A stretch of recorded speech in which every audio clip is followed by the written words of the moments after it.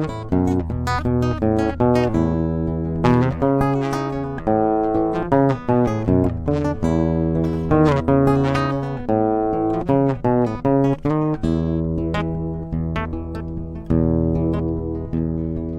nisy nilaza nahitany Kristy,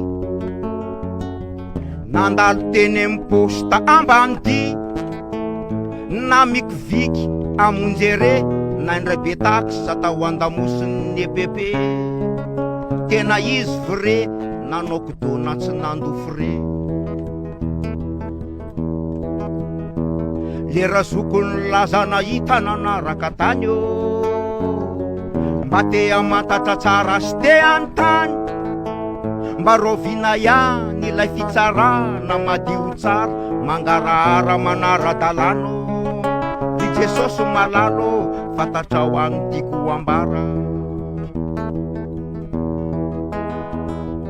Nitao anaty fiara de nitolagaga, lalana nisy ambotaka lasa ny sava.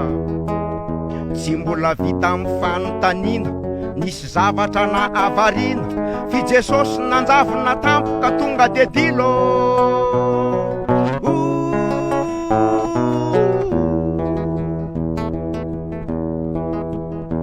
I Jesosy tsy nandeha lavitra fa teo ihany, nefa tsy nisy nakopy na kobon'izany, fa vetivety ny ovatare nanao complet, nitondra malety feno pake.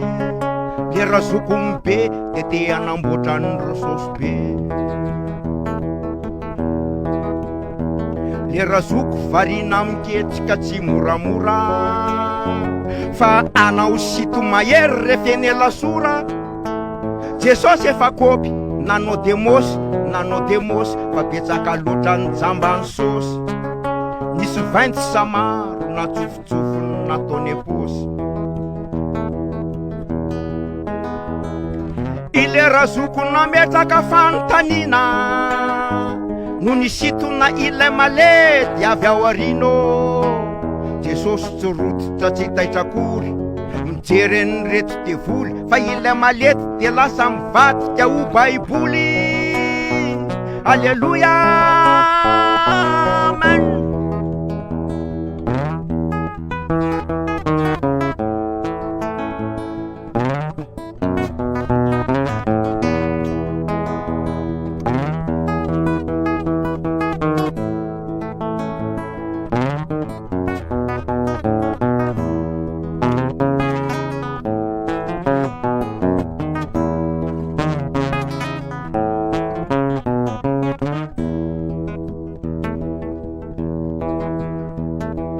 Volana vitsy taty aorinan'izay, teny tsy atanakaiky ny tanananay, de nisy nanivaka na makivaky nitondra kalaky, avy nanafika akse banky.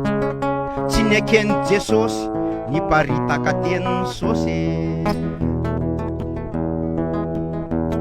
mitetika ny mba ho tafaka nefa de tratra, tsy nanantsaina hametraka ho any mahantra. Saika ihinana anjokosoko vola maloto, sady nandika ny didiny tombo.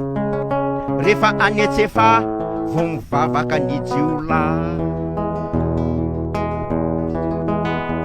I Jesosy mahay manasitrana olona jamba, misy milaza fa hoe mba te alaza, misy tsy mino tsy mirara, misy milaza fa hoe sinema, de manompo sampy, manompo kakazo, manompo boda. Ore olona